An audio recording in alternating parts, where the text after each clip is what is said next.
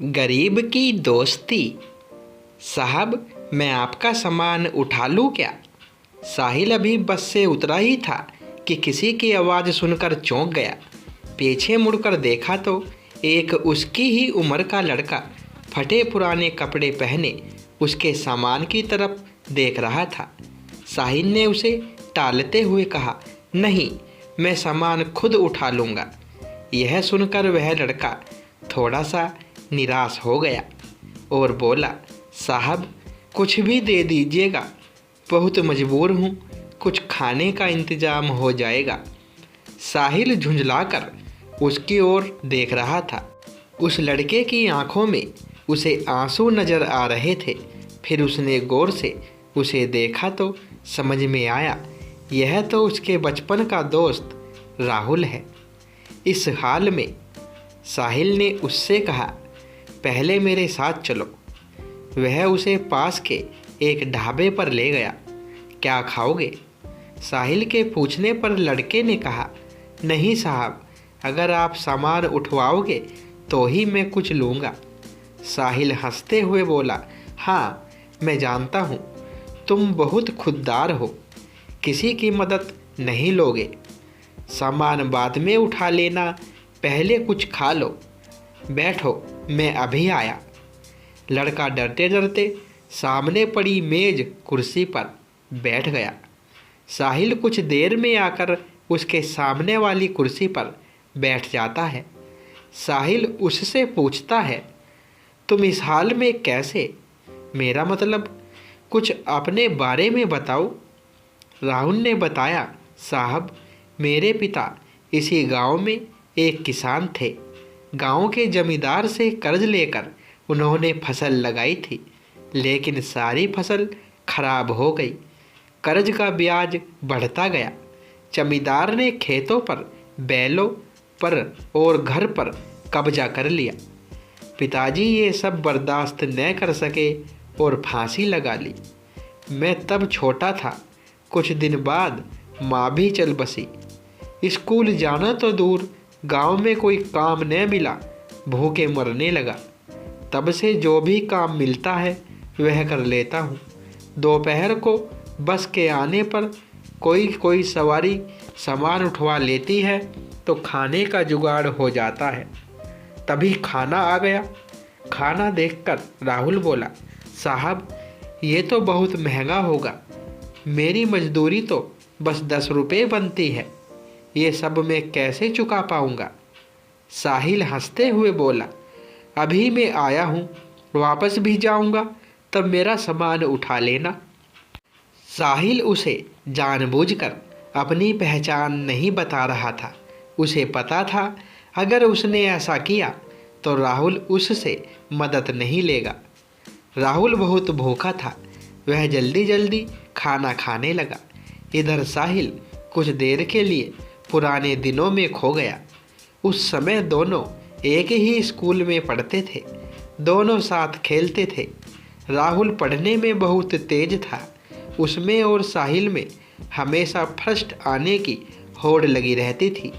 साहिल के पिता उसी स्कूल में अध्यापक थे। साहिल के पिता का ट्रांसफ़र हो गया था तो साहिल स्कूल छोड़कर शहर चला गया। आज वह कॉलेज में पढ़ता है। छुट्टियों में गांव के पुराने दोस्तों से मिलने चला आया। वैसे उसके चाचा भी इसी गांव में रहते हैं। साहिल को यह उम्मीद बिल्कुल नहीं थी कि उसका दोस्त उसे इस हाल में मिलेगा। साहिल अपने ही ख्यालों में खोया हुआ था। तभी राहुल ने उसे कहा, साहब, मेरा खाना हो गया, चलिए आपका सामान उठा लेता हूँ। साहिल ने जवाब दिया, अभी चलते हैं, बैठो और कुछ अपने बारे में बताओ। अब कहाँ रहते हो और आगे क्या करोगे? राहुल ने जवाब दिया, साहब, क्या करोगे? मेरे बारे में जानकर मेरे जैसे लोग ऐसे ही सड़क पर मजदूरी करते रहते हैं और एक दिन ऐसे ही मर जाते हैं। एक समय था, हमारे पास भी सब कुछ था। वो जो सामने आप स्कूल देख रहे हैं, मैं वहाँ पढ़ा करता था। साहिल बोला, अब पढ़ने का मन नहीं करता? राहुल बोला, साहब, माता पिता का साया क्या होता है ये उनके जाने के बाद पता लगता है। मेरे पिता मुझे सरकारी अफसर बनाना चाहते थे। साहिल उसकी बातें गौर से सुन रहा था। राहुल को एक पल के लिए भी यह एहसास नहीं हुआ कि यह तो उसका बिछड़ा हुआ दोस्त है, क्योंकि साहिल के नयन नक्श से लेकर उसका पहनावा सब बदल चुका था। राहुल ने पूछा, साहब, आप यहाँ किसके घर आए हैं?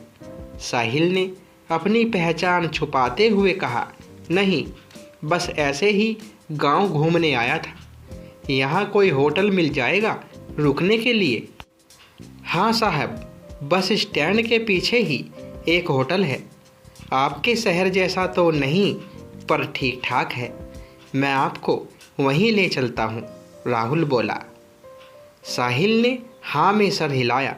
राहुल सामान लेकर आगे आगे और साहिल उसके पीछे पीछे चलने लगा। कुछ ही देर में वे होटल में पहुंच गए। साहिल ने एक कमरा लिया। राहुल उससे कहने लगा, साहब, मैं चलता हूँ, जब आपको जाना हो बता देना, मैं आपका सामान लेने आ जाऊँगा। साहिल बोला, अरे रुको, ये कमरा मैंने 2 लोगों के लिए लिया है, तुम मेरे साथ रहोगे। राहुल बोला, नहीं साहब, कहाँ मैं और कहाँ आप, वैसे भी मैं तो कहीं भी सो जाता हूँ। मेरा बिस्तर एक पेड़ के ऊपर रखा होता है, वहीं पेड़ के नीचे चबूतरे पर सो जाता हूँ। मुझे जाने दो साहब। साहिल बोला, मुझे तुमसे बहुत सी बातें करनी हैं। जब तक मैं यहाँ हूँ तुम मेरे साथ रहोगे। मैं यहाँ किसी को जानता नहीं हूँ। तुम मुझे पूरा गांव घुमाओगे। राहुल कुछ नहीं बोला। कमरे में सामान रखने के बाद साहिल राहुल को लेकर एक कपड़े की दुकान पर पहुंचा। उसे नए कपड़े दिलवाए, नए जूते दिलवाए, फिर उसे लेकर होटल पर आया। उसने राहुल की ज़रूरत का हर सामान खरीदा और उससे कहा, तुम नहाकर ये कपड़े पहनो, मैं अभी आता हूँ। राहुल को कुछ समझ नहीं आ रहा था। उसने नहा धोकर नए कपड़े पहने, अपने आप को शीशे में देख ही रहा था, तभी साहिल आ गया। राहुल अपने कपड़ों को देखकर रो रहा था। साहिल बोला, क्या हुआ, कपड़े अच्छे नहीं हैं? राहुल बोला, नहीं साहब, माँ की याद आ गई। वो अपने हाथ से सिलकर कपड़े पहनाया करती थी। कल मैं आपको अपना घर दिखाऊंगा जो जमींदार ने हथिया लिया। साहिल उससे बैठकर बातें करने लगा।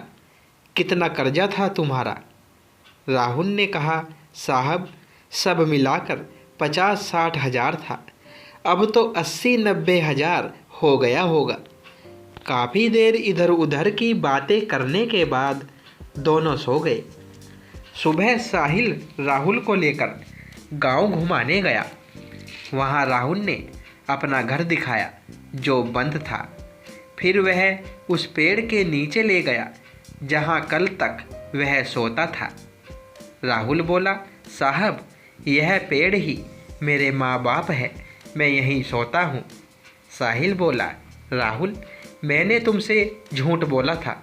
मैं गांव घूमने नहीं, सिर्फ तुमसे मिलने आया था।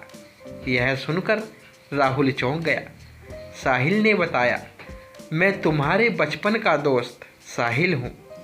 यह सुनकर राहुल गौर से साहिल के चेहरे को देखने लगा। उसे अब उसमें अपना दोस्त नजर आने लगा। उसकी आंखों से टप टप आंसू बह रहे थे। साहब आप, वह कुछ बोलता इससे पहले साहिल ने कहा, साहब नहीं, साहिल तुम्हारा दोस्त। राहुल कुछ बोल न सका। वह बस एकटक साहिल को देखे जा रहा था। उसके अंदर का सैलाब अब उमड़ने लगा था। इतने सालों का दर्द उसकी आंखों से बह रहा था। आज उसका कोई अपना उससे मिलने आया, इस बात पर अभी भी उसे विश्वास नहीं हो रहा था। साहिल ने उसे चुप कराया। फिर वह उसे लेकर अपने चाचा के घर गया। साहिल के चाचा सब पहले से जानते थे। साहिल ने उनसे कुछ बात की। साहिल के चाचा एक संपन्न किसान थे। उन्होंने अपने साथ कुछ और किसानों को इकट्ठा किया और जमींदार के घर पहुंच गए। साहिल के चाचा ने जमींदार से पूछा, इसके पिता पर कितना कर्ज है? जमींदार ने अकड़ से कहा, कौन चुकाएगा? इसके पास तो फूटी कौड़ी नहीं है, नहीं तो इसका बाप फांसी नहीं झूलता। सब मिलाकर 1 लाख है। साहिल ने अपने चाचा को इशारा किया। उन्होंने बैग से 1 लाख रुपए निकालकर जमींदार के सामने रख दिए और कहा, इसके खेत, मकान और बैल अभी वापस चाहिए। जमींदार यह देखकर घबरा गया, लेकिन इतने लोगों के सामने कर भी क्या सकता था। घर की चाबी और कागज़ वापस कर दिए, बैल उसे घर भिजवा दिए। वहाँ से निकलकर साहिल बोला, चाचा जी, मैं शहर पहुँचते ही आपके पैसे लौटा दूंगा। चाचा जी ने कहा, कोई बात नहीं बेटा, तुम बहुत नेक काम कर रहे हो। फिर उन्होंने और किसानों के सामने राहुल से बोला, बेटा, तुम्हें तुम्हारा सब कुछ वापस मिल गया। अब अपने खेतों पर खेती करो, हम सारे किसान तुम्हारा साथ देंगे। यह सुनकर सब किसान तैयार हो गए। हाँ बेटा, अब वो जमींदार तुम्हारी तरफ आंख भी नहीं उठा सकेगा। साहिल ने राहुल को खेती करने के लिए 20,000 रुपये और दिलवा दिए। राहुल उसके पैरों में गिर पड़ा। उसे उठाकर साहिल ने कहा, दोस्त, अब तुझे आगे निकलकर दिखाना है। अगली बार जब मैं गांव में आऊं तो मेरा दोस्त मुझे खुशहाल मिलना चाहिए। यह कहकर साहिल ने राहुल को गले लगा लिया। अगले दिन साहिल शहर चला गया। वहाँ से उसने अपने चाचा के पैसे बैंक में जमा करवा दिए। इसके 6 महीने बाद एक दिन साहिल दरवाजे की घंटी सुनकर दरवाज़ा खोलने गया तो देखा सामने राहुल खड़ा था। 6 महीने में बिल्कुल बदल गया था। साहिल ने उसे गले से लगा लिया। अंदर आकर उसने साहिल के माता पिता के पैर छुए। साहिल बोला, अचानक यहाँ कैसे? सब ठीक है? न उस जमींदार ने परेशान तो नहीं किया? राहुल बोला, नहीं यार, सब ठीक है। तेरे चाचा और दूसरे किसानों ने मेरी बहुत मदद की। अब तो सब ठीक है। मेरी फसल भी अच्छी, उसकी कमाई से तेरा कर्ज चुकाने आया हूँ। ये 20,000 है, बाकी धीरे धीरे चुका दूँगा।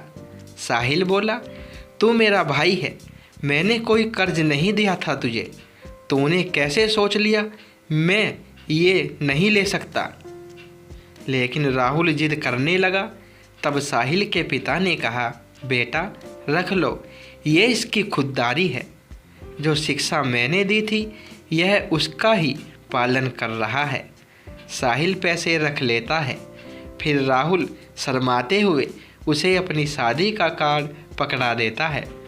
साहिल कहता है, अरे ये क्या, तू शादी कर रहा है?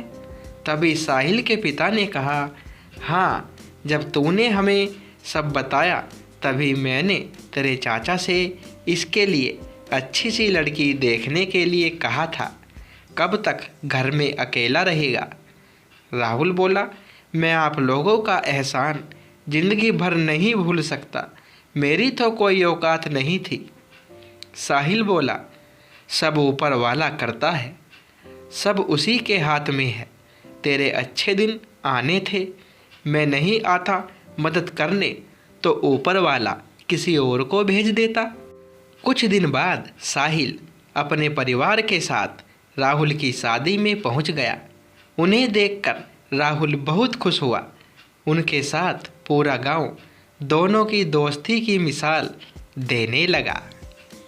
तो दोस्तों, कहानी पसंद आई हो तो वीडियो को लाइक करें, शेयर करें और चैनल पर पहली बार आए हो तो चैनल को सब्सक्राइब ज़रूर करें। धन्यवाद दोस्तों।